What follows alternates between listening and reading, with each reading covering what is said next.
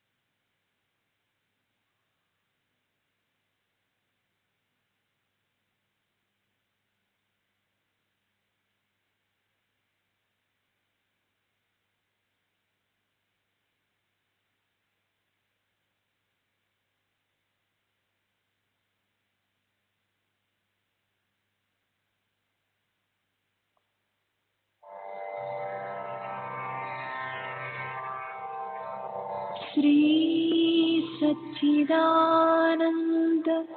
सद्गुरु साईनाथ महाराज की जय।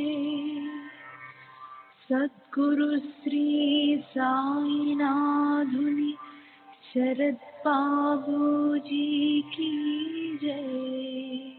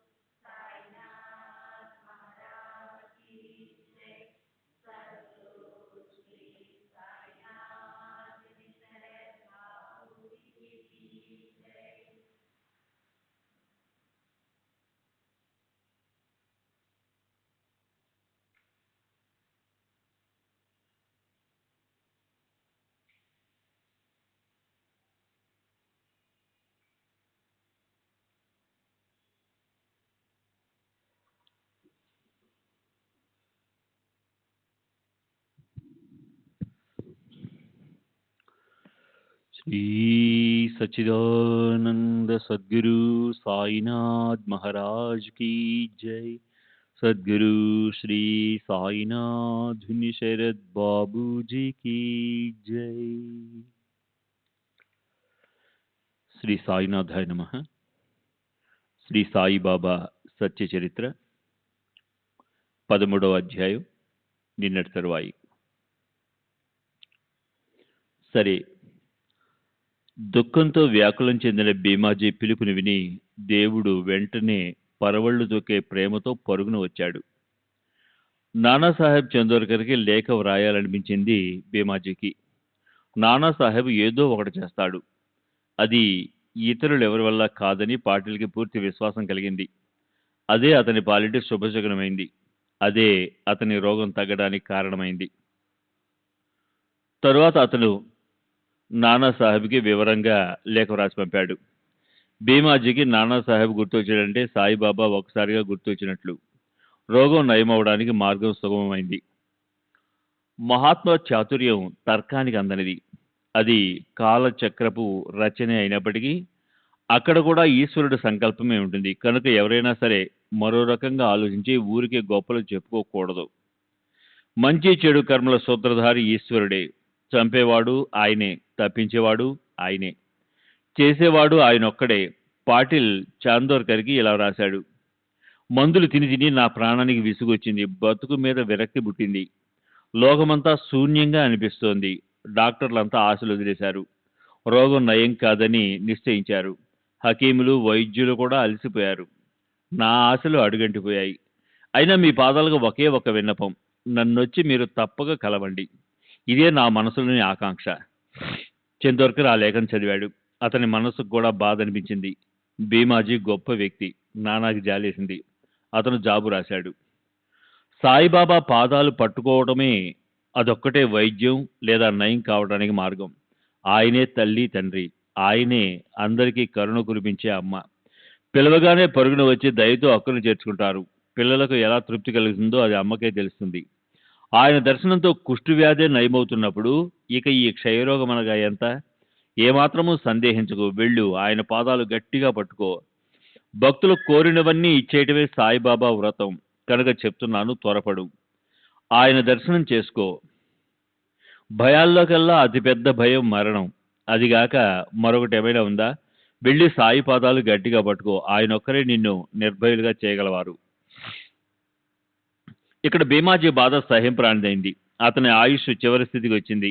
నానా లేఖ చదువుకుని సాయిబాబాను ఎప్పుడెప్పుడు కలుద్దామా, ఎప్పుడెప్పుడు తన కార్యాన్ని సాధించుకుందామా అని పాటిల్కి అనిపించింది. అతనికి ఎంతో కంగారు పుట్టింది. సామానంతా సర్దండి, రేపే ప్రయాణానికి సిద్ధంగా అండి, షిర్డీ మార్గం పట్టుకుందాం అన్నాడు. ఈ ప్రకారంగా దృఢ నిశ్చయం చేసుకుని అందరి దగ్గర సెలవు తీసుకుని పాటిల్ సాయి మహారాజ్ దర్శనం కోసం షిరిడీకి బయలుదేరాడు. భీమాజీ తన వెంట బంధువులను తీసుకుని వెంటనే బయలుదేరాడు. షిరిడీ తనకు ఎప్పుడెప్పుడు కనిపిస్తుందా అని అతని మనసు ఉవ్విళ్ళూరింది. మసీదు ఎదురుగా ఉన్న 4 వీధుల కూడలి వద్దకి బండొచ్చాగింది. 4 మనుషులు భీమాజీని ఎత్తి మసీదులోకి తెచ్చారు. నానాసాహెబ్ అతని వెంటే ఉన్నాడు. సాయిబాబా చరణ కమలాలను సులభంగా లభింపజేయగల మాధవరావు అక్కడికి వచ్చాడు. పాటిల్ని చూసి, బాబా, శ్యామా, ఇలాంటి దొంగలను ఎంతమందిని తెస్తావు నా మీదకు? ఇలా చేయటం ఏమన్నా బాగుందా అన్నారు. భీమాజీ సాయి పదద్వయంపై తలబెట్టి ఇలా అన్నాడు: ఓ సాయినాథ, ఈ అనాథపై కృప చూపండి. ఓ దీననాథ, నన్ను కాపాడండి. పాటిల్ వేదన చూసి సాయినాథునిలో కారుణ్య సుధారసధారలు ఉప్పొంగాయి. అప్పుడే తన దుఃఖం ఇక దూరం అవుతుందని పాటిల్కి విశ్వాసం కలిగింది. భీమాజీ పాటిల్ అలా అస్వస్థులవడం చూసి మృత జీవితాన్ని అమృతమయంగా మార్చగల కృపాసాగరులైన సాయి సమర్థుల మనసు ఎంతగానో ద్రవించిపోయింది. నిండు జాబిల్లి కురిపించే పండు వెన్నెల్లాంటి చిరునవ్వులు చిందిస్తూ ఇలా అన్నారు: ఇప్పుడు ఇక్కడ కూర్చో, చింత వదిలేయి, విచారగ్రస్తంగా ఉండకు, ఊరికే మనస్తాపం పెట్టుకుని దుఃఖించకు. షిరిడిలో అడుగుపెట్టగానే నీ ప్రారంభం అంతమైంది. సంకటాల సాగరంలో మెడలోతులు మునిగి ఉన్నా, లేక మహా దుఃఖాల గోతిలో పూడ్చిపెట్టబడ్డా కానీ ఈ మసీదు తల్లి మెట్లెక్కిన వారు సుఖిస్తారని తెలుసుకో. ఇక్కడ ఫకీరు గొప్ప దయామయుడు. నీ వ్యధను సమూలంగా పెకలించి వేస్తారు. ఆయన గొప్ప కరుణామయుడు. ప్రేమతో నిన్ను కాపాడుతారు. కనుక నీవు హాయిగా ఉండు. వెళ్ళి భీమాబాయి ఇంట్లో ఉండు. 1-2 రోజుల్లో నీకు నయమవుతుంది. సాయిబాబా నోటి నుంచి జాలువారిన మాటలు విన్నప్పుడు మరణించే మనిషిపై సుధామృతదారులు వృష్టి కురిసి వెంటనే ప్రాణాలు తిరిగి వచ్చినట్లు అనిపించి పాటిల్కి తృప్తి కలిగింది. మరణ మార్గాన్ని పట్టిన వాడికి అమృతం లభించినట్లు, దాహంతో పరితపించే వారికి నీరు లభించినట్లు పాటిల్కి తృప్తి కలిగింది. మొదట ప్రతి 5 నిమిషాలకు అతని నోటి వెంట రక్తం పడేది. అయితే బాబా ఎదుట ఒక గంట సేపు కూర్చున్న మీదట అది తగ్గిపోయింది. రోగం ఏమిటని పరీక్షించలేదు. రోగం ఎందుకు వచ్చిందని కారణాన్ని అడగలేదు. కేవలం కృపాదృష్టితో రోగాన్ని వెంటనే సమూలంగా పెకలించి పారేశారు. మహాత్ముల కృపామృత దృష్టే చాలు, ఎండిపోయిన కట్టెకు అంకురాలు వస్తాయి. వసంత ఋతువు లేకపోయినప్పటికీ చెట్లకి సౌరభాలు వెదజల్లే పూల గుత్తులు వికసిస్తాయి. అవే మనోహరమైన ఫలాలతో నిండిపోతాయి. రోగం ఏమిటి, ఆరోగ్యం ఏమిటి? పుణ్య పాపాలు నశించకుండా లేదా వాటిని అనుభవించకుండా అవి వదిలిపోవు. ఇతర ఉపాయాలు పనిచేయవు. కేవలం అనుభవిస్తే మాత్రమే అవి నశించిపోతాయి. ఇదే జన్మల పర్యంతము ఖచ్చితంగా జరిగే సంఘటన. అనుభవించకుండా మరో ఉపాయంతో ఇవి నివృత్తి కావు. అయితే అట్లాంటప్పుడు అదృష్టవశాత్తు కలిగిన ఒకానొక మహాత్ముడి దర్శనం వ్యాధి అనే దుఃఖాన్ని నశింపజేయగల ఔషధం. అప్పుడు రోగంతో పీడింపబడే వ్యక్తి తన రోగాన్ని యాతన లేకుండా సహించగలుగుతాడు. రోగం కఠోరమైన పీడనను లేదా క్లేశాలను అనుభవింపజేస్తుంది. అయితే మహాత్ములు కరుణామృత దృష్టిని ప్రసరించి ఆ రోగానుభవాన్ని నివారించి వారి దుఃఖ తీవ్రతను తెలియకుండానే నివారిస్తారు. బాబా పలికిన పలుకులు ఖచ్చితంగా రోగ నివారణకు ఔషధ గుళికలు. నిశ్చయంగా నయం చేసే ఔషధాలు అవే. ఒకసారి నల్ల కుక్కచే పెరుగన్నం తినిపించి ఒక భక్తుడి చలి జ్వరాన్ని నయం చేశారు. కథలో పిట్ట కథ ఏమిటి అని అనిపించవచ్చు. కానీ ఈ సారాంశాన్ని వింటే అది ఉచిత కథ అని తెలుస్తుంది. సరే, అసలు వాటిని గుర్తు చేసేవారు కూడా సాయే. నా కథను నేనే చెప్తాను అని సాయి చెప్పారు. అప్పుడే ఈయన ఈ కథను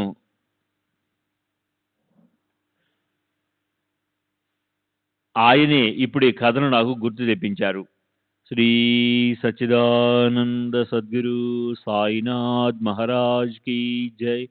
सद्गुरु श्री साईनाथ शरद बाबू जी की जय.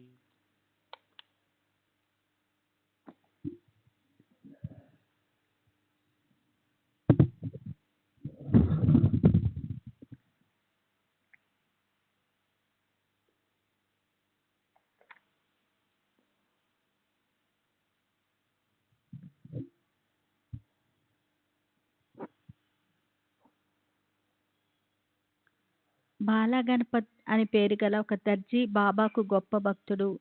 అతను ఒకసారి బాబా ముందుకొచ్చి ఎంతో దీనంగా ఇలా విన్నపం చేశాడు. బాబా, నేనేం పాపం చేశానో కానీ నన్ను ఈ చలి జ్వరం వదలటం లేదు. ఎన్నో ప్రయత్నాలు చేశాను, అయినా కూడా ఇది నా దేహాన్ని వదలటం లేదు. ఇప్పుడు నేనేం చేయను? చెట్ల మందులు మొదలైన అన్ని ఔషధాలు అయ్యాయి. ఇప్పుడు మీరే నాకు ఈ జ్వరాన్ని తగ్గించగల ఉపాయం చెప్పాలి. అప్పుడు బాబా మనసులో దయామృతం ఉప్పొంగింది. ఆయన ఇలా అన్నారు, లక్ష్మీదేవి గుడి దగ్గర నల్ల కుక్కతో కొన్ని పెరుగన్నం ముద్దలు తినిపిస్తే నీ రోగం వెంటనే నయమవుతుంది. బాల భయంగా ఇంటికెళ్ళి చూస్తే అక్కడ ఒక గిన్నెలో అన్నము, దాని ప్రక్కన పెరుగు కనిపించాయి. బాలా మనసులో ఇలా అనుకున్నాడు, పెరుగన్నం అయితే దొరికింది, కానీ గుడి ప్రక్క ఇప్పుడు నల్ల కుక్క ఉంటుందా? అయితే బాలాది అనవసరపు చింతే అయింది. చెప్పిన చోటుకు పోయి చూస్తే ఒక నల్ల కుక్క తోకాడిస్తూ ఎదురుగా రావటం అతనికి కనిపించింది. యోగం అలా కలిసి రావడం చూసి బాలాకు గొప్ప ఆనందం కలిగింది. దాంతో పెరుగన్నం తినిపించి ఆ కబురు బాబాకు చెప్పాడు. తాత్పర్యం చెప్పాలంటే ఇప్పుడు జరిగిన దాని గురించి ఎవరేమనుకున్నప్పటికీ అప్పటి నుంచి చలి జ్వరం పోయింది. అతనికి విశ్రాంతి దొరికింది. అలాగే ఒకసారి బాబూసాహెబ్ బూటీకి కడుపులో అస్వస్థత వల్ల అదే పనిగా విరోచనాలతో పాటు వాంతులు అవసాగాయి. అతని అలమార్ నిండా అన్ని రకాల మందులతో నిండి ఉంది, కానీ అందులోని ఒక మందు కూడా పనిచేయలేదు. బాబూసాహెబ్ మనసులో ఎంతో గాబారా పడ్డాడు, విచారగ్రస్తుడైనాడు. ఆగకుండా అయ్యే విరోచనాలతో అతనెంతో నీరసపడ్డాడు. నిత్య నియమానుసారము బాబా దర్శనం కోసం వెళ్దామన్నా అందుకు కూడా అతనికి శక్తి లేకుండా పోయింది. ఈ సంగతి బాబా చెవిని పడింది. ఆయన బాబూసాహెబ్ని పిలిపించి తమ ఎదురు కూర్చోబెట్టుకుని ఇలా అన్నారు, ఖబర్దార్, ఇక మీదట మల విసర్జనకు వెళ్ళకూడదు. వాంతులు కూడా ఆగిపోవాలి. తర్వాత అతని వైపు చూసి తర్జనతో బెదిరిస్తూ మళ్ళీ అవే మాటలన్నారు. గమ్మత్తు ఏమిటంటే ఆ మాటల భయంతో 2 రోగాలు పారిపోయాయి. బూటీకి నయమైంది.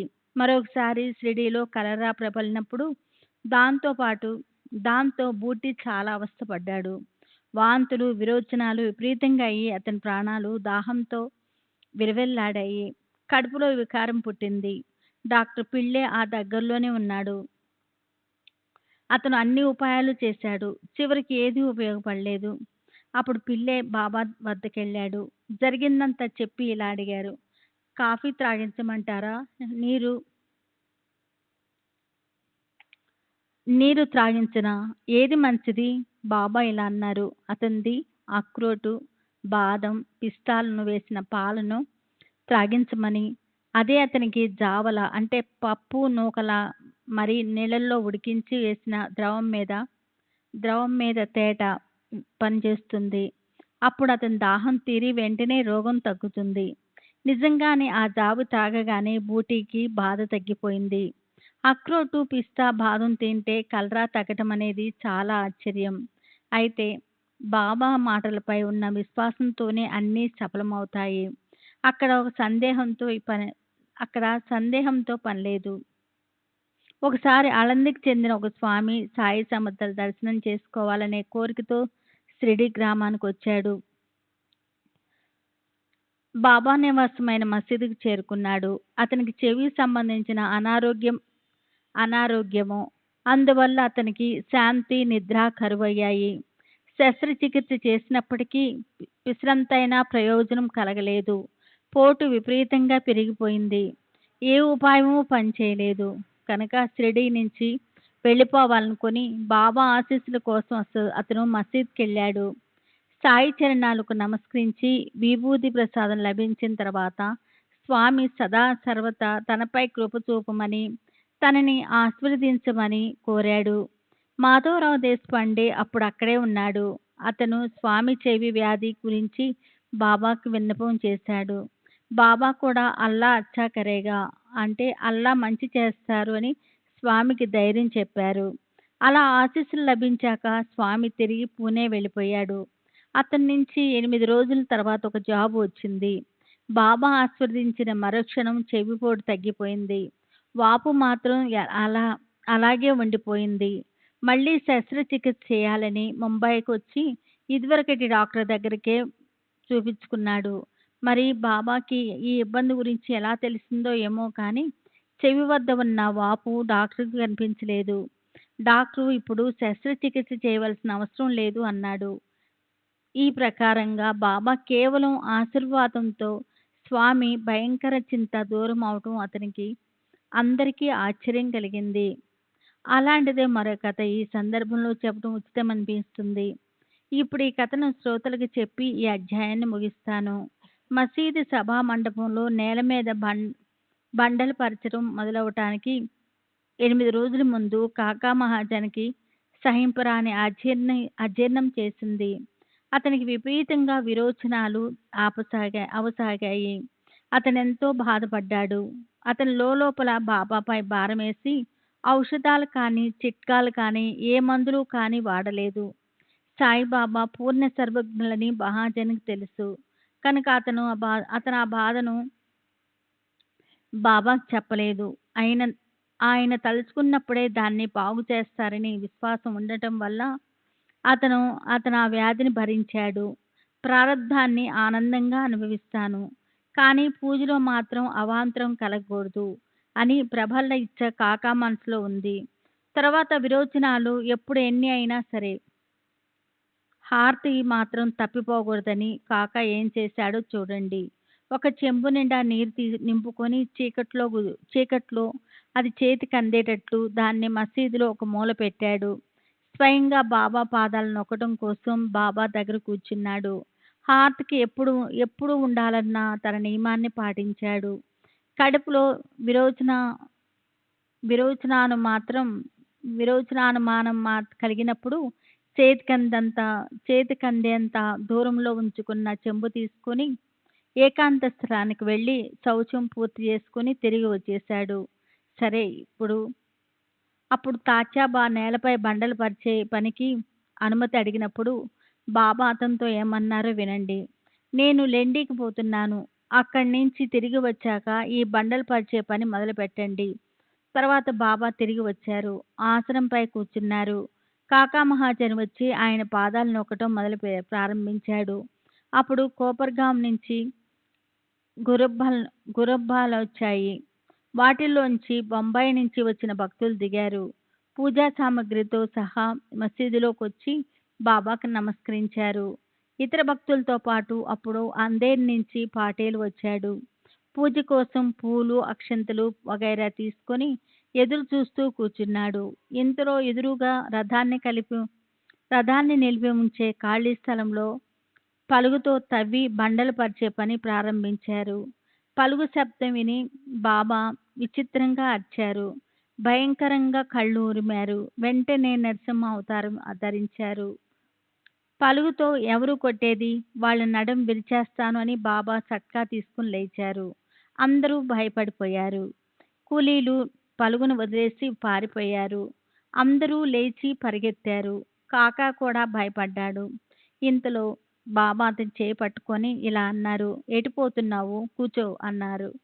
అప్పుడు తాచాతోటే లక్ష్మీబాయి కూడా వచ్చారు. వారిని చూసి బాబా ఇష్టం వచ్చినట్లు శాపనార్థాలు పెట్టారు. ప్రాంగణం బయట ఉన్న వారిని కూడా బాబా చివాట్లు పెట్టారు. ఇంతలో బాబా అక్కడ పడి ఉన్న వేయించిన వేరుశనగ పప్పు గింజల సంచిని చేత్తో తీసుకున్నారు. బాబా కోపగించినప్పుడు భయంతో అన్ని వైపులా పారిపోయిన వారిలో ఒక్కరైనా ఉండొచ్చు. ఆ సంచి, ఆ పప్పులు 1 కిలో ఉండి ఉంటాయి. బాబా గుప్పిడితో వాటిని బయటికి తీసి చేతులతో నలిపి ఊది పొట్టు తీయటం మొదలుపెట్టారు. అప్పుడు శుభ్రం చేయబడ్డ ఆ గింజలను మహాజనికి తినమని ఇచ్చారు. ఒకవైపు శాపనార్థాలు పెట్టడం, మరోవైపు గింజలు నలిపి ఇవ్వటం నడిచింది. ఆయన మహాజన్తో తినేసేయ్ అంటూ అతని చేతిలో శుభ్రం చేసిన గింజలు పెట్టారు. కొన్ని తన నోట్లో వేసుకున్నారు. ఈ ప్రకారంగా ఆ సంచిలో ఉన్నవన్నీ అయిపోయాయి. గింజలు అయిపోయాక ఇలా అన్నారు, నాకు దాహం వేస్తుంది, నీళ్లు తీసుకురా. కాకా చెంబు నిండా నీళ్లు నింపి తీసుకొచ్చారు. అవి తాము త్రాగి కాకాని త్రాగమన్నారు. కాకా నీరు త్రాగిన తర్వాత ఆయన వెళ్ళు, ఇప్పుడు నీ విరోచనాలు తగ్గిపోయాయి. ఆ బ్రాహ్మణులంతా ఎక్కడ చచ్చారు, వెళ్ళి వాళ్ళని తీసుకురా. తర్వాత భక్తులు వచ్చారు. మసీదు ఇదివరకట్లాగానే కిక్కిరిసిపోయింది. బండలు పరిచే పని మళ్ళీ మొదలైంది. కాకా అజీర్ణం నయమైంది. విరోచనాలకి ఇదే మందు. ఇక్కడ సత్పురుషుల మాటలే మందులు. మహాత్ముల మాటలనే ప్రసాదంగా భావించే వారికి వేరే మందులు అవసరం లేదు. శ్రీ సచ్చిదానంద సద్గురు సాయినాథ్ మహారాజ్ కీ జై. సద్గురు శ్రీ సాయినాథ్ శరద్ బాబు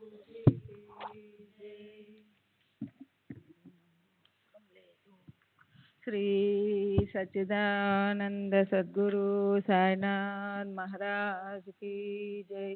సద్గురు శ్రీ సాయినాథుని శరద్ బాబూజీ కీ జై. హార్దా పట్టణానికి చెందిన ఓ వ్యక్తి కడుపు నొప్పితో 14 సంవత్సరాలు బాధపడ్డాడు. అన్ని ప్రయత్నాలు చేశాడు. అతని పేరు దత్తో పంత్. అతని షిరిడీలో సాయి అనే గొప్ప మహనీయులు ఉన్నారు. ఆయన దర్శనంతో అన్ని రోగాలు నయమవుతాయని ఆ నోట ఈ నోట విన్నాడు. ఆ కీర్తిని విని దత్తో పంత్ షిరిడీ వెళ్ళాడు. సాయి పాదాలకు నమస్కరించి దీనస్వరంతో, బాబా, 14 సంవత్సరాలు అయ్యింది. కడుపు నొప్పి నన్ను వెంటాడి పీడిస్తుంది. ఈ రోగం ఇక చాలు, ఎంతగానో ముదిరిపోయింది. ఇది భరించే శక్తి కూడా లేదు. పూర్వ జన్మలో సంగతి అయితే నాకు గుర్తులేదు, కానీ నేనెవరిని చంపను లేదు, ఎవరిని మోసము చేయలేదు, తల్లిదండ్రులను ఎన్నడూ అవమానించలేదు. మరి ఈ కష్టం నాకు ఎందుకు వచ్చింది అన్నాడు. మహాత్ముల కేవల ప్రేమ భరిత దృష్టితో, వారి ప్రసాద రూపం ఆశీస్సులతో రోగం నయమవుతుంది. మరి వేరే ఏది అవసరం లేదు.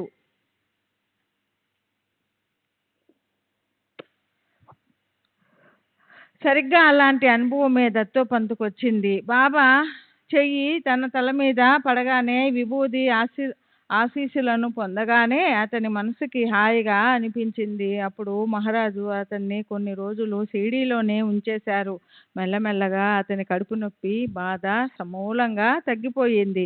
సరే, అలాంటి వారా మహాత్ములు. ఆయన మానసిక ఔన్నత్యాన్ని నేనేమని వర్ణించను. సకల చరాచర వస్తువుల మీద ఆయనకి సద్భావం ఉండేది. పరోపకారం చేయడమే ఆయన స్వభావం. ఈ శబ్ద సూత్రాలను గానం చేస్తుంటే ఒకటి తర్వాత మరొకటిగా అనేక విషయాలు గుర్తుకొస్తున్నాయి. మరప్పుడు గడిచిన సందర్భంలోని భీమాజీ చరిత్రను ముందుకు నడిపిద్దాం. సరే, బాబా విభూది తెప్పించి భీమాజీకి కొంచెం ఇచ్చారు. కొంచెం అతని నుదుటి మీద పెట్టారు. తమ చేతిని అతని తలపై పెట్టారు. బసకి తిరిగి వెళ్ళడానికి అతనికి అనుజ్ఞ ఇచ్చారు. పాటిల్ నూతనోత్సవంతో బండి వరకు తానే నడుచుకుంటూ వెళ్ళాడు. అక్కడి నుంచి బాబా చెప్పిన చోటుకి వెళ్ళాడు అతను. ఆ ప్రదేశం చాలా ఇరుగ్గాను చిన్నదిగాను ఉంది. అయినప్పటికీ ఆ స్థలాన్ని బాబా సూచించారు. అదే దాని మహత్యం. అప్పుడే మట్టిని దిమ్మెసతో చదును సరి సమానంగా చేయడం వల్ల అది తడిగా ఉంది. అయినా పాటిల్ అది బాబా ఆజ్ఞగా భావించి దాన్నే తనకు వసతిగా చేసుకున్నాడు. భీమాజీకి గ్రామంలో ఎంతో మంది తెలుసు. అతనికి పొడిగా ఉన్న స్థలం వేరే చోట దొరికేదే. అయితే బాబా నోటి నుంచి చెప్పబడ్డ స్థలాన్ని వదిలేసి వేరే స్థానం గురించి ఆలోచనే అతను చేయలేదు. అక్కడే 2 గోనె సంచులు పరచుకొని వాటి మీద పక్కేసుకొని భీమాజీ ప్రశాంత చిత్తంతో నిద్రపోయాడు. అదే రోజు రాత్రి ఇలా జరిగింది. భీమాజీకి ఒక కల వచ్చింది. బాల్యంలోనే స్కూల్ టీచరు కల్లోకొచ్చాడు. పాటిల్ను అదే పనిగా కొట్టసాగాడు. చేతిలో ఒక పేము బెత్తం తీసుకొని కొట్టి అతని వీపు చీరేశాడు. పద్యంలోని ఒక వాక్యాన్ని కంఠస్థం చేయమని తన శిష్యుణ్ణి బాగా బాధించాడు. ఆ పద్యం ఏమై ఉంటుందా అని శ్రోతలు గొప్ప కుతూహలంతో ఉంటారని దానిలోని ప్రతి అక్షరం నేను విన్నది విన్నట్లు చెప్తున్నాను. అన్య గృహాల్లో పాదం పెట్టడం అంటే ఎవరు దాన్ని పాము పడగపై పాదం పెట్టడంలా భావిస్తారు. లోబి చేతి నుంచి డబ్బు రావడంలా ఎవరి నోటి నుంచి మాటలు వినడం ఎంత కష్టమో. ఇంట్లో డబ్బున్నా లేకున్నా భర్త సహచర్యమే సుఖకరంగా ఎవరు అనుకుంటారో అలా భర్త ఇష్టాన్ని అనుసరించి ప్రశాంత చిత్తంతో వ్యవహరించి ఆ స్త్రీయే జగత్తులో నిజమైన పతివ్రత. అయితే ఈ శిక్ష దేనికోసమో ఆ విషయం అసలు తెలియదు. టీచరు బెత్తాన్ని వదలటం లేదు. అతను గొప్ప మొండి పట్టుదలతో ఉన్నాడు. తర్వాత వెంటనే మరో కల వచ్చింది. అది దీనికంటే విలక్షణంగా ఉంది. ఎవరో ఓ వ్యక్తి వచ్చి అతని ఛాతీని నొక్కుతూ కూర్చున్నాడు. అతను చేతిలో ఓ పత్రాన్ని తీసుకొని భీమాజీ ఛాతీని సన్నికిల్లగా చేశాడు. భీమాజీ ప్రాణం విలవిల్లాడిపోయింది. అయితే సరాసరి వైకుంఠానికే పోయినట్లయింది. అప్పుడు కల ముగిసింది. భీమాజీకి కళ్ళు మూతలు పడ్డాయి. అందువల్ల మనసుకి కొంచెం స్వస్థత చిక్కింది. తర్వాత సూర్యోదయం అయింది. పాటిల్ నిద్ర లేచాడు. అతని మనసుకి అపూర్వమైన స్వస్థత కలిగింది. రోగం అన్నమాటే లేకుండా అది సమూలంగా సమసిపోయింది. పుత్రం, బెత్తం, సన్నికలు గుర్తు ఎవరికుంటుంది? స్వప్నాలను జనులు భ్రమ అంటారు. అయితే అప్పుడప్పుడు అందుకు వ్యతిరేకమైన అనుభవం కలుగుతుంది. అదే క్షణంలో పాటిల్ రోగం పూర్తిగా నశించిపోయి దుఃఖం దూర తీరాలకు పారిపోయింది. పాటిల్ మనసుకి ఎంతో సంతృష్టి కలిగింది. తను మళ్ళీ జన్మ ఎత్తినట్లు అనిపించింది. అతను మెల్లగా బాబా దర్శనానికి బయలుదేరాడు. ఆత్మీయత వెలుగులు వెదజల్లే నిండు జాబిల్లి లాంటి బాబా ముఖం చూసిన పాటిల్కి ఆనందం అనే సముద్రం ఉవ్వెత్తున ఎగిసింది. ఆనందంతో అతని మొహం విప్పారింది. కళ్ళకి గ్లాని కలిగి అవి అరమోడ్పులయ్యాయి. ఆ రెప్ప మాటు నుంచి ఉబికిన ప్రేమ అశ్రువులు పరవళ్ళు తొక్కుతూ వరదలై ప్రవహించాయి. అతను బాబా పాదాలపై తన తల నుంచి ఇలా అన్నాడు. బెత్తంతో శిక్షించినందుకు, గుండెని బద్దలు చేసినందుకు పరిణామం ఖచ్చితంగా మంచి ఫలితాన్నిచ్చింది. దీనికి రుణం తీర్చుకోవడం పామరునైన నా వల్ల కాదు. కనుక బాబా పాదాలపై నేను తల పెడుతున్నాను. దానితోనే నాకు తృప్తి కలుగుతుంది. మరో ఉపాయం లేదు. ఓ బాబా సాయి, మీ చాతుర్యం తర్కానికి ఆలోచనలకు అందనిది. సరే, అలా బాబా కీర్తిని గానం చేస్తూ పాటిల్ అక్కడ 1 నెల రోజులుండి పోయాడు. తర్వాత నానాసాహెబ్ ఉపకారాన్ని గుర్తు తెచ్చుకుంటూ కృతజ్ఞుడై పాటిల్ తన ఊరికి తిరిగి వెళ్ళిపోయాడు. అలా భక్తి శ్రద్ధలు పెనవేసుకోగా ఆనందపూర్ణంగా అయ్యింది చిత్తం. సాయి కృప అనే ఉపకారాన్ని గుర్తుంచుకొని భీమాజీ పాటిల్ తరచూ షిరిడీకి వస్తూ ఉండేవాడు. సాయిబాబాకి 2 చేతులు, 1 తల, అనన్య శ్రద్ధ, అచంచల విశ్వాసం, కేవలం ఇవి చాలు. పొందిన ఉపకారాన్ని భక్తులు గుర్తుపెట్టుకుంటే చాలు. కష్టాల్లో చిక్కుకున్నవారు శ్రీ సత్యనారాయణ స్వామికి మొక్కుకొని కష్టాలు కడలి నుంచి బయటపడిన తరువాత ఆయన వ్రతమంతా విధిపూర్వకంగా యథావిధిగా చేసినట్లు పాటిల్ అప్పటి నుంచి సాయి సత్యవ్రతాన్ని శాస్త్రంలో చెప్పినట్లు స్నానం చేసి బ్రహ్మచర్య లాంటి వ్రత నియమాలని పాటించి ప్రతి గురువారము చేయసాగాడు. జనులు సత్యనారాయణ స్వామి వ్రత కథ చదువుతారు. అయితే భీమాజీ దాసగను కృత అర్వచీన భక్త లీలామృతంలోని సాయి చరిత్రను ప్రేమపూర్వకంగా చదివేవాడు.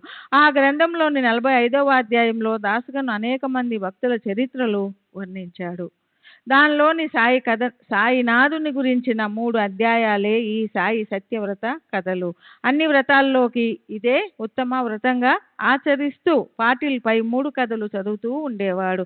దానివల్ల అతనికి అపరిమిత సుఖం లభించింది. అతని మనసుకి శాంతి కలిగింది. పాటిల్ ఎప్పుడు స్నేహితులు బంధువులతో కలిసి ఆనందం ఉప్పొంగే మనసుతో నియమంగా సాయి సత్యవ్రతం చేస్తూ ఉండేవాడు.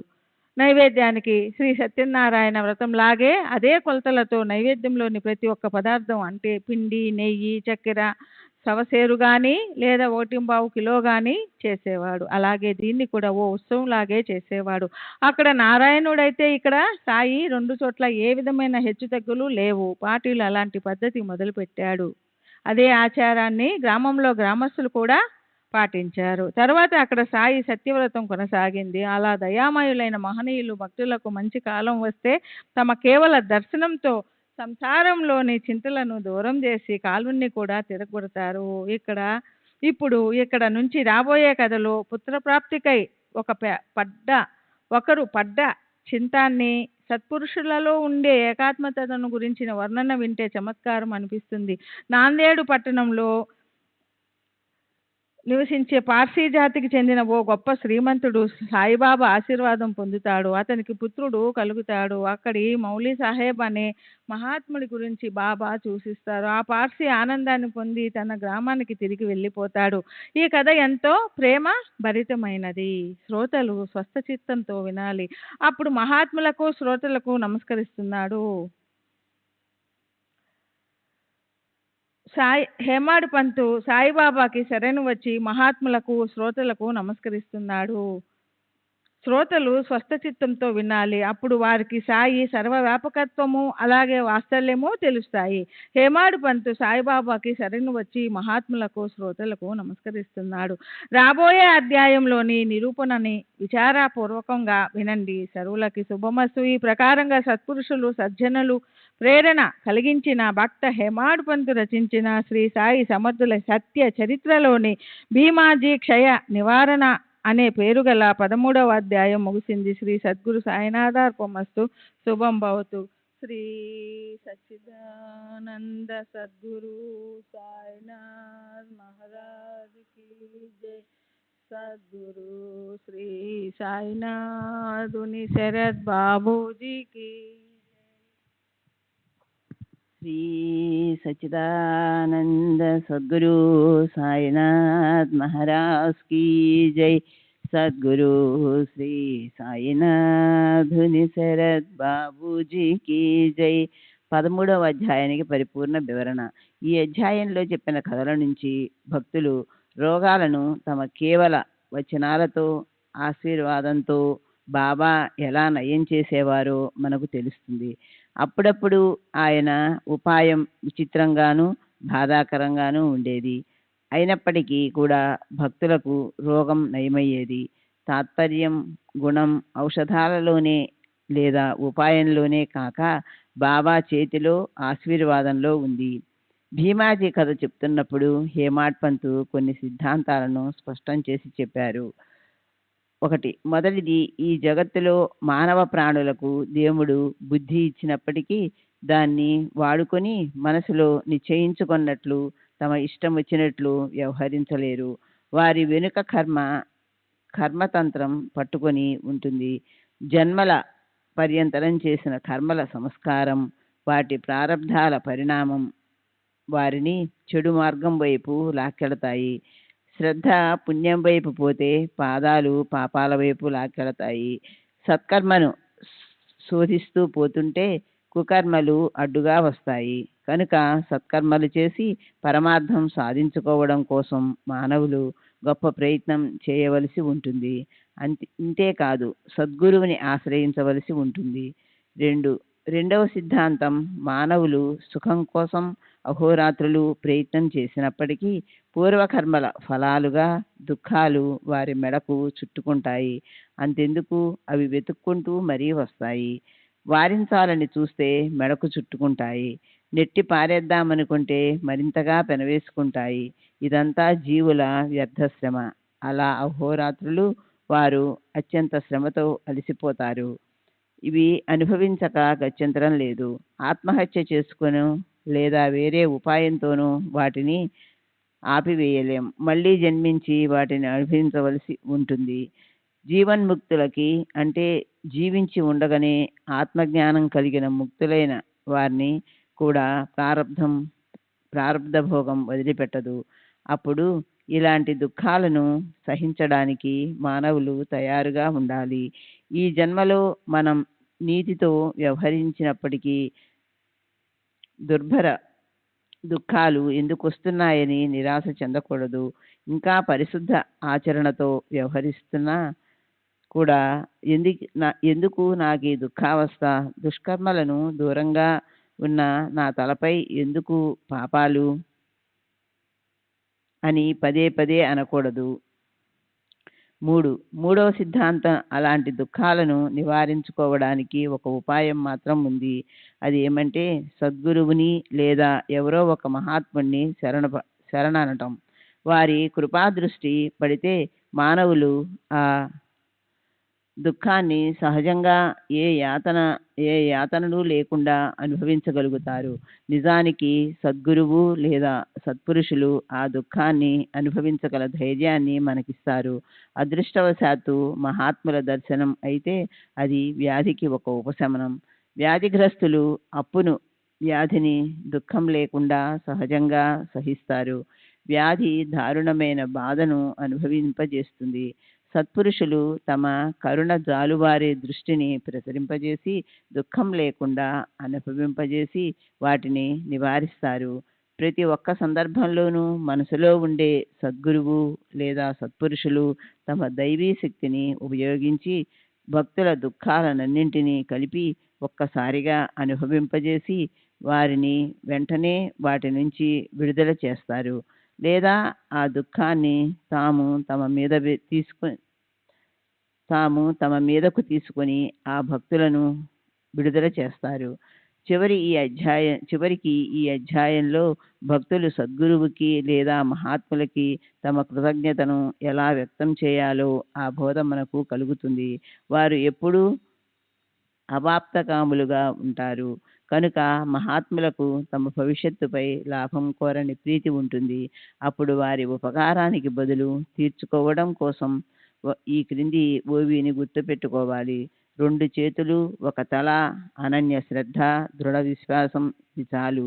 పొందిన ఉపకారాన్ని భక్తులు గుర్తుంచుకుంటే చాలు. అది తప్ప సాయినాథులకి మరొక అవసరం లేదు. 14వ అధ్యాయం సాయి రతన్జీల సమాగమం. నాందేడుకు చెందిన రతన్జీ షావుకారికి సాయిబాబాతో గల దగ్గర సంబంధం. శ్రీ గణేశునికి నమస్కారము, శ్రీ సరస్వతీదేవికి నమస్కారము, శ్రీ గురు మహారాజ్కి నమస్కారము, శ్రీ కులదేవతకి నమస్కారము, శ్రీ సీతా శ్రీరామచంద్రులకి నమస్కారము, శ్రీ సద్గురు సాయినాథునికి నమస్కారము. మహాత్ముల్లో శ్రేష్ఠుడైన ఓ సాయినాథ, మీకు జయాకారాలు. ఓ దయామయ, గుణగంభీర, తర్కానికందని గుణాలు కలవాడు, నిర్వికార, పరాత్పర, అత్యంత శ్రేష్ఠుడు అంటే ఈశ్వరుడు, అపార, నిరావధ్య, అంతమే లేనటువంటి, దోషరహితమైనటువంటి సాయినాథ, మీకు జయాకారాలు. మీ భక్తుల పట్ల మీ మనసులో దయ ఉండడం వల్ల దృష్టికి దూరంగా ఉన్న వాళ్ళ మీద శ్రద్ధ పెట్టి అనేక కారణాలతో వాళ్ళని కలిపి కష్టాల కొలిమి నుంచి వాళ్ళని తప్పిస్తారు. దీనులను ఉద్ధరించడానికి భక్తులకు లొంగని కఠినమైన చెడు వాసనలనే దుష్ట రాక్షసులను వధించడం కోసం వచ్చిన సాయిబాబా ఓ ఈశ్వర అవతారం. మంచి మనోవృత్తితో ఆయన దర్శనానికి వచ్చిన వారు అమరమైన స్వానంద రసాన్ని త్రాగుతారు. విషయ సుఖాల నుంచి మనసును నిగ్రహించి పరమాత్మ జ్ఞానం పట్టుకోవడం వల్ల కలిగే హర్షం వారికి కలుగుతుంది. వాళ్ళ హృదయం ఆనందంతో ఉప్పొంగి వాళ్ళు ప్రేమతో పరవశించిపోతారు. అలాంటి సర్వగుణ సంపన్నులైన సాయి సమర్థులకు చరణాలకు దీనుణ్ణి, హీనుణ్ణి, పామరుణ్ణినైనా నా వినయపూర్వక సాష్టాంగ నమస్కారం. శ్రీ సచిదానంద సద్గురు సాయినాథ్ మహారాజ్ की जय। सद्गुरु श्री साईनाथुनि शरद बाबू जी की जय।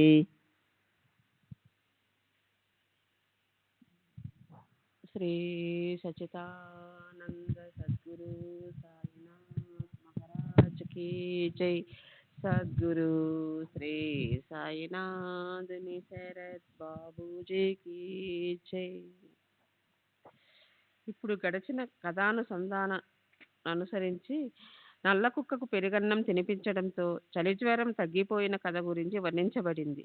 కేవలం తర్జన చూపుడు వేలితో బెదిరించగానే నయం కానటువంటి కలరా తాగటానికి ఇచ్చిన జావతోనూ తినటానికి ఇచ్చిన వేయించిన వేరుశనగ పప్పులతో విరోచనాలు నయమైపోయాయి. అలాగే ఒకరి కడుపు నొప్పి, ఒకరి చెవి రోగం, మరొకరి మహా ప్రబల క్షయరోగం కేవల దర్శనంతోనే నశించిపోయాయి. శ్రీ సాయి కృపతో భీమాజీ పాటిల్ దుఃఖం నశించిపోయి సుఖ సంపన్నుడైనాడు. సాయిబాబా చరణాలకు కృతజ్ఞతాపూర్వకంగా సంపూర్ణంగా అఖండంగా శరణు వచ్చాడు. అలాగే వినూత పద్ధతిలో ఉన్న ఈ అపూర్వ చమత్కారాన్ని వినటం పట్ల శ్రోతలకున్న అత్యంత ఉత్సాహాన్ని చూసి సాధారణంగా వినిపిస్తున్నాను. శ్రోతలు ఒకవేళ లక్ష్యం పెట్టి వినని వారైతే వక్తకు స్ఫూర్తి ఎలా కలుగుతుంది? కథనానికి ఉత్కృష్టత ఎక్కడి నుంచి వస్తుంది? అది రసపూర్ణంగా ఎలా అవుతుంది? వక్త కథనెలా చెప్తాడు? అదంతా శ్రోతల ఆధీనంలోనే ఉంటుంది. శ్రోతలే దానికి ఆధారం. వాళ్ళ వల్లే కథాసుమానికి మాధుర్యపు సౌరభ్యం పెరుగుతుంది. అసలే ఈ సత్పురుషుల చరిత్ర బయట నుంచి లోపల వరకు అత్యంతము మధురంగా ఉంటుంది. మహాత్ముల ఆహార విహారాలు మధురం. వారు సహజంగా ఉచ్చరించే శబ్దాలు కూడా మధురంగా ఉంటాయి. ఇది కేవలం చరిత్రే కాదు, స్వానందమనే స్వచ్ఛర జలం. దీన్ని అత్యంత దయామయులైన సాయి మహారాజు తమ భక్తులు తమని గుర్తుపెట్టుకోవాలని ప్రేమతో ప్రసాదించారు. ఇలాంటి సత్పురుషుల కథలు ప్రాపంచిక పరమార్థికాల గురించి ఉంటాయి. ప్రవృత్తి ప్రపంచాన్ని ఎలా సరిచేయాలో అన్నది గురించి చెప్తూ వారు నివృత్తి పరమార్థం సాధించటం కోసం వైరాగ్య మార్గానికి లాక్కొస్తారు. కారణం ఏమిటంటే సంసారంలో సుఖంగా వ్యవహరించాలి. అయితే నిత్యం జాగరూకతతో ఉండాలి. దేహాన్ని సార్థకం చేసుకోవాలి. అనంతకోటి పుణ్యాల బలంతో జీవుడికి కోరకుండానే మానవ శరీరం లభించింది. అందులోనూ పరమార్థాన్ని సాధించిన వారి అదృష్టం అయితే ప్రత్యేకమైనది. అయితే ఇది లభించిన కూడా దాన్ని సార్థకం చేసుకొని వారు అకారణంగా అవనికి భారంగా జన్మించినట్లేనని చెప్పవలసి వస్తుంది. వారికి ఈ జీవితంలో పశువుల కన్నా ఎక్కువ గొప్ప సుఖం ఏం లభిస్తుంది? ఆహార, నిద్ర, భయ, మైథునాలు తప్ప మరోటి తెలియని మానవులు, తోకా కొమ్ములు లేని కేవల పశువులు కదా. ఈ మానవ జన్మకు ఎంతటి మహత్తు ఉంది! దీనివల్లే ఈశ్వరుని భక్తి సాధ్యమవుతుంది. 4 ముక్తులు సాయుధ్యం, సాలోక్యం, సారూప్యం, సామీప్యం పాదాలు పట్టుకుంటాయి. ఆత్మజ్ఞానం ప్రాప్తించకుండా దానివల్లే లభిస్తుంది. సంసార గగనసీమలోని మబ్బుల మాటున తలుక్కుమనే మెరుపుల క్షణంలో మాటుమయమవుతుంది. విషజ్వాలలు కక్కే కాలసర్పంచే మింగబడిన లోకులకు సుఖం ఒక గటిక 24 నిమిషాలు మాత్రమేనా అరుదుగా లభిస్తుంది. అమ్మ, నాన్న, సోదరి, సోదరుడు, భార్య, కొడుకు, కూతురు, బాబాయి వీరంతా నదీ ప్రవాహంలో ప్రవహిస్తూ ఒక చోటికి వచ్చే కర్రముక్కల్లాంటి వారు. అలాగే ఈ సంసారంలో ఒక క్షణం కలిసి ఉన్నట్లు కనిపిస్తారు. కానీ ఒకవేళ ఏదైనా ఓ అల తీవ్రంగా వచ్చి వాళ్ళని విడదీసి వారంతా ఒకరికొకరు విడిపోతే అప్పుడు వారు మునపటిలా మళ్ళీ కలవటమనేది ఉండదు. ఈ జగత్తులో తమ హితాన్ని సాధించని వారు తమ తల్లిని వ్యర్థంగా బాధ పెట్టినట్లే.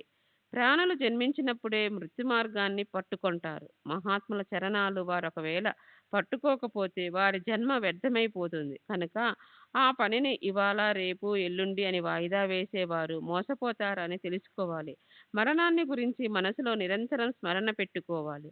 ఈ శరీరం కేవలం కాలుడికి ఓ తిరుబండారం. మొత్తానికి సంసారానికి అలాంటి అశాశ్వత లక్షణం ఉంది. కనుక మానవులు నిరంతరం సావధానులై ఉండాలి. వ్యవహారాల్లో జాగ్రత్త, ఆచితూచి అడుగులు వేస్తే పరమార్థమనే అప్సరాంగన అలవోకగా అరచేతిలో వాల్తుంది. కనుక ప్రపంచంలో సోమరితనం పనికిరాదు. పురుషార్థాన్ని ప్రాప్తింప చేసుకునే విషయంలో ఎప్పటికీ నిర్లక్ష్యం ఉండకూడదు. శ్రీ సచితానంద సద్గురు సాయినాథ్ మహారాజ్ కి జై. సద్గురు శ్రీ సాయినాథుని శరత్ బాబూజీకి జై. సాయి కథను ప్రేమతో విన్నవారికి శ్రేయస్కరమైన పరమ కళ్యాణం ప్రాప్తిస్తుంది.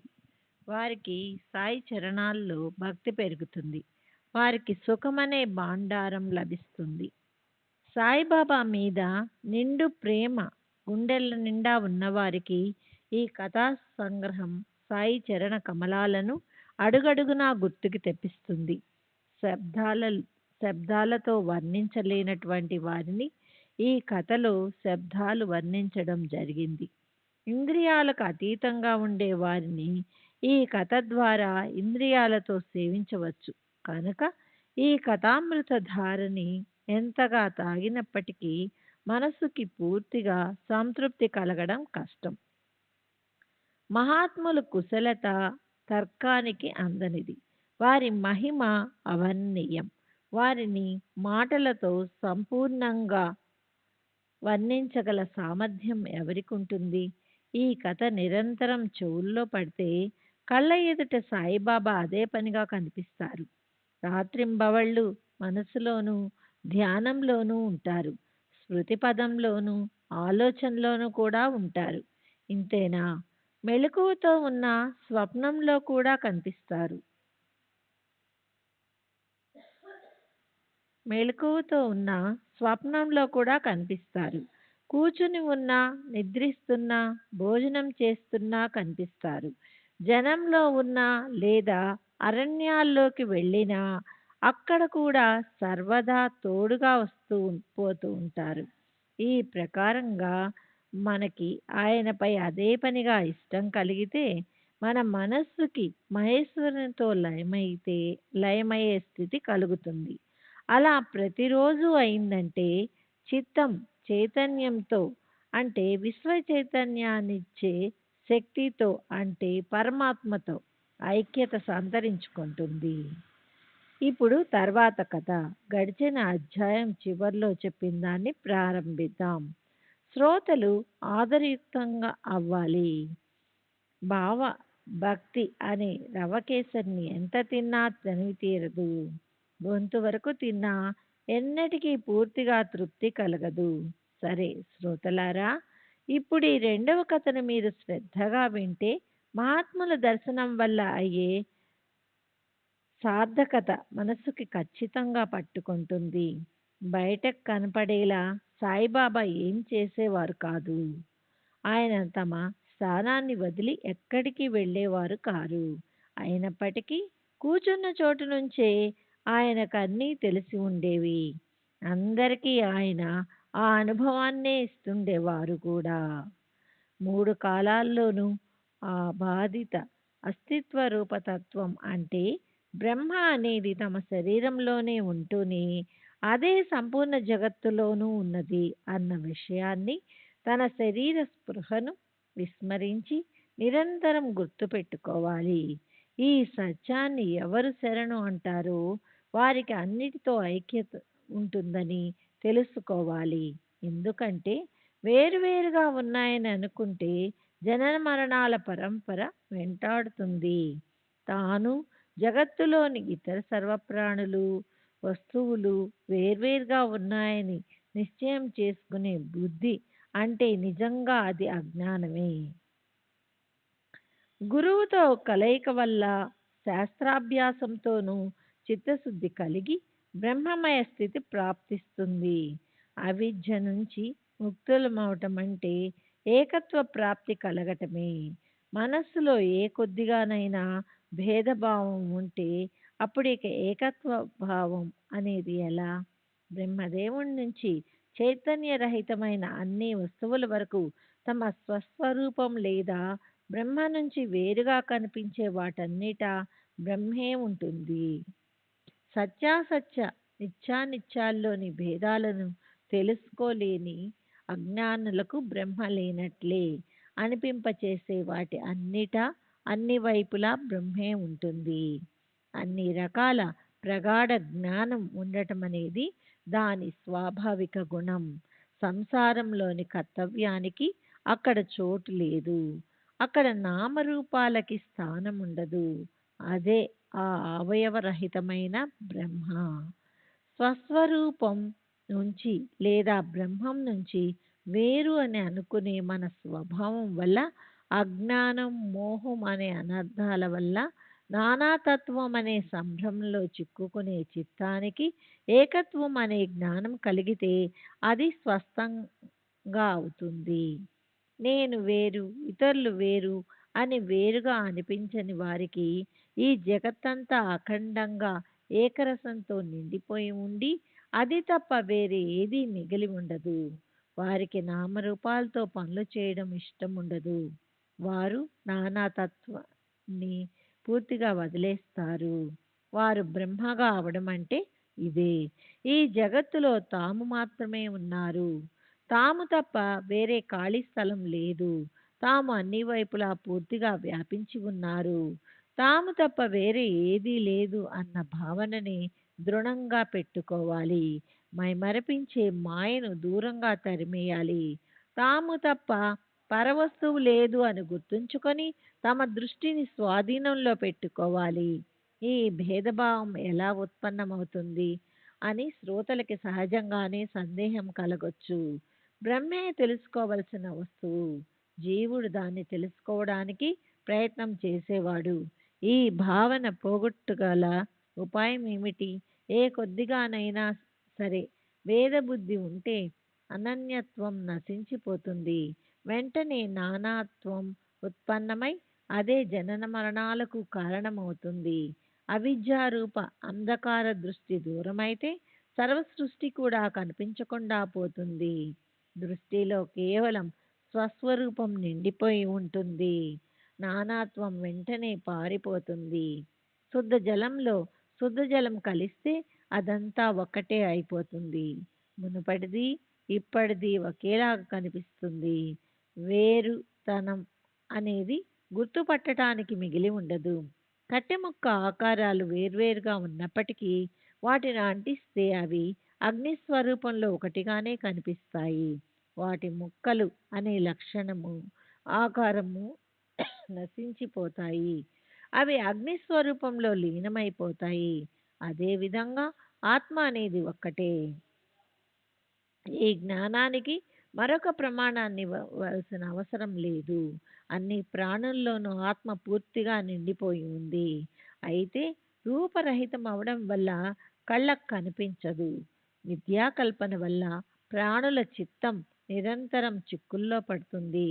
దానివల్ల అది జనన మరణ దుఃఖాలను అనుభవిస్తూ నిరంతరం క్షుబ్ధమైన మనస్సుతో ఉంటుంది.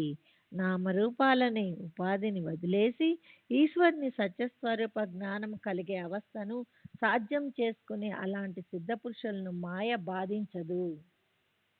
శ్రీ సచ్చిదానంద సద్గురు సాయినాథ్ మహారాజ్ కీ జై. సద్గురు శ్రీ సాయినాథుని శరత్ బాబూజీ కీ జై. సాయినాథ్ మహారాజ్ కీ జై. సాయినాథుని శరత్ బాబూజీ కీ జై.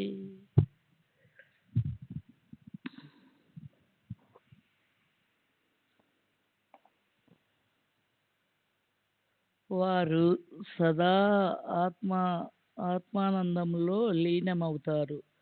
అలాంటి స్థితికి చక్కని ఉదాహరణ శ్రీ సాయి చరణాలు. ఆయన దర్శనాన్ని పొందిన వారు నిజంగా ధన్యులు.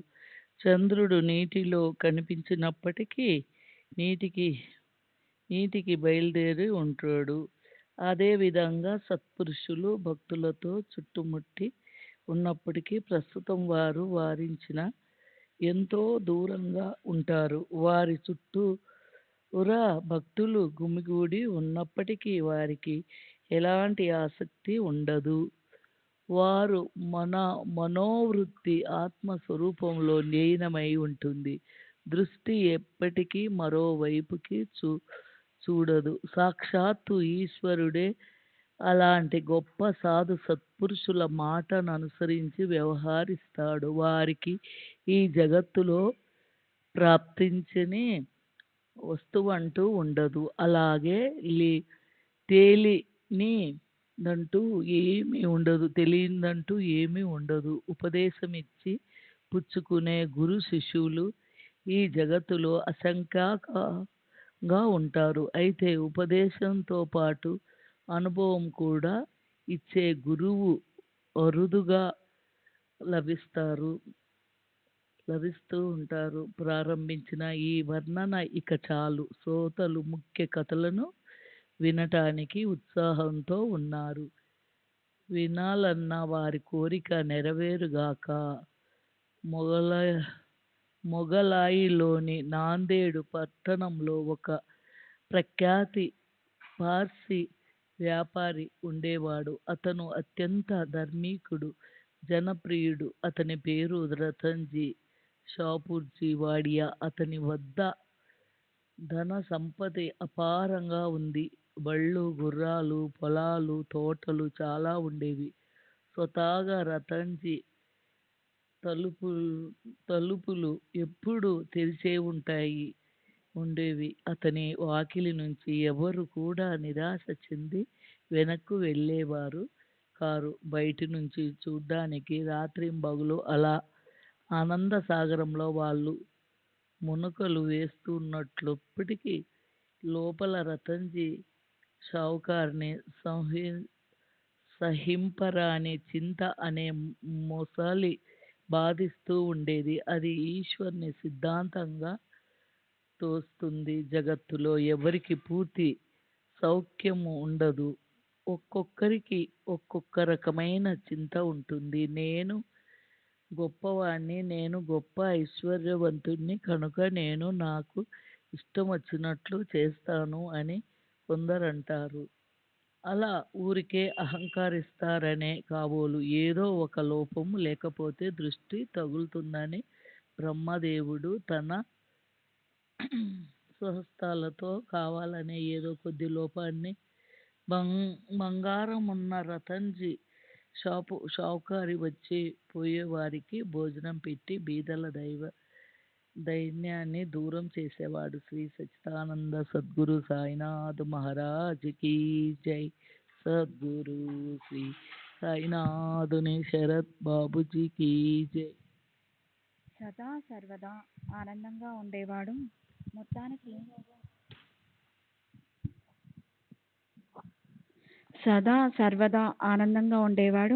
మొత్తానికి జగత్తు దృష్టికి షావుకారు. అత్యంత సుఖంగా ఉన్నట్లు అనిపించేవాడు. ఒకరి తర్వాత ఒకరుగా 12 మంది ఆడపిల్లలు మాత్రమే ఉన్నారు.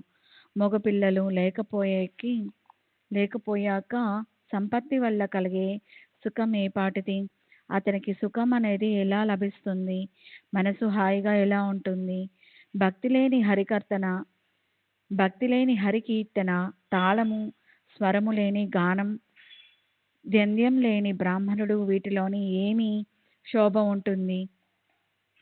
అన్ని కళల్లోనూ పారంగతుడైనప్పటికీ మంచి చెడు జ్ఞానం లేకపోతే, సదాచారం పాటించేవాడైనప్పటికీ ప్రాణమాత్రం పట్ల దయలేని వాడైతే అదేమి శోభ?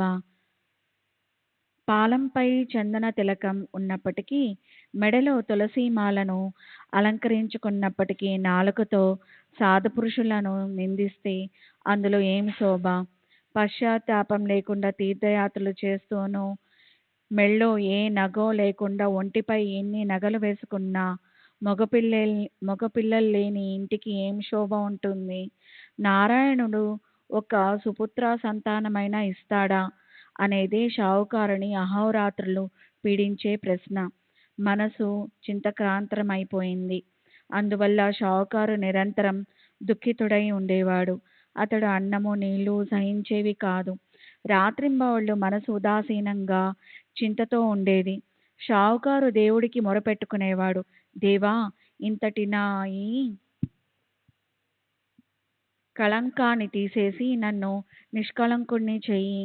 నా వంశానికి ఒక ఆధారాన్నివ్వు. ఓ ప్రభు, నా మానాన్ని కాపాడు. శ్రీ సచిదానంద సద్గురు సాయినాథ్ రాజ్ కీ జై. సద్గురు శ్రీ సాయినాథ్ శరద్.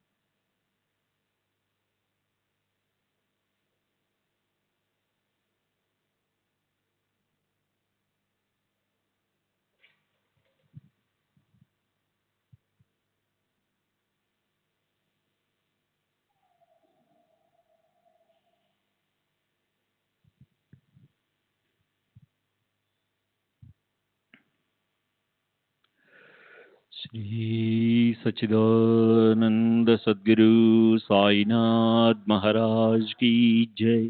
सद्गुरु श्री साईनाथ शरद बाबू जी की जय। साई रहम नजर करना, बच्चों का पालन करना। साई रहम नजर करना, बच्चों का पालन करना। जाना तुमने जगत पसार, सब ही झूठ जमाना। जाना तुमने जगत पसार, सब ही झूठ जमाना। साई रहम नजर करना, बच्चों का पालन करना। साई रहम नजर करना, बच्चों का पालन करना। मैं अंधा हूँ बंदा आपका, मुझसे पथ दिखलाना। मैं अंधा हूँ बंदा आपका, मुझसे पथ दिखलाना। साई रहम नजर करना, बच्चों का पालन करना। साई रहम नजर करना, बच्चों का पालन करना। दास गणों कहे अब क्या बोलूं, थक गई मेरी रसना। दास गणों कहे अब क्या बोलूं, थक गई मेरी रसना। साई रहम नजर करना, बच्चों का पालन करना। साई रहम नजर करना, बच्चों का पालन करना। रहमो नजर करो अब मोरे साई, तुम बिना नहीं मुझे माँ बाप भाई।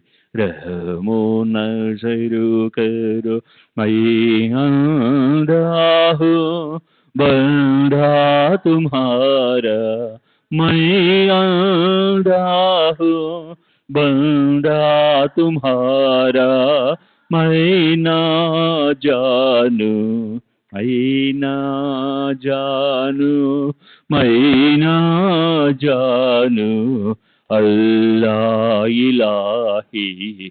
रहमो नजर करो रहमो नजर करो अब मोरे साई, तुम बिना नहीं मुझे माँ बाप भाई। रहमो नजर करो काली जमाना मैंने गमाया, काली जमाना मैंने गमाया, साथी आखिर का साथी आखिर का साथी आखिर का, तुम बिना कोई। रहमो नजर करो रहमो नजर करो अब मोरे साई, तुम बिना नहीं मुझे माँ बाप भाई।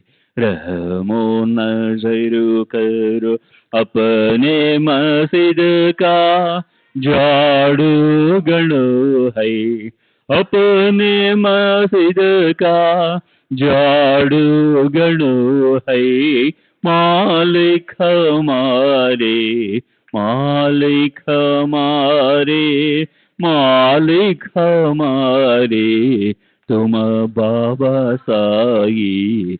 रहमो नजर करो रहमो नजर करो अब मोरे साई, तुम बिना नहीं मुझे माँ बाप भाई। रहमो नजर करो। श्री सच्चिदानंद सद्गुरु साईनाथ महाराज की जय। सद्गुरु श्री साईनाथ धुन शरद बाबू जी की जय।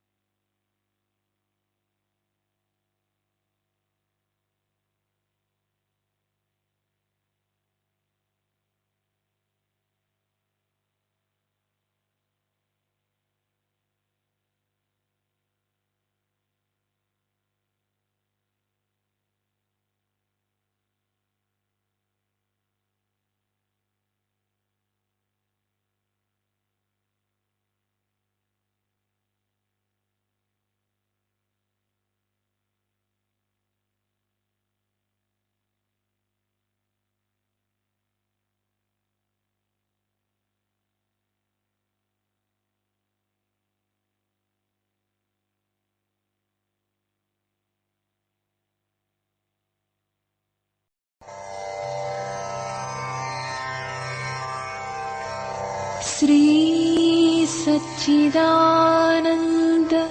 सद्गुरु साईनाथ महाराज की जय। सद्गुरु श्री साईनाथुनि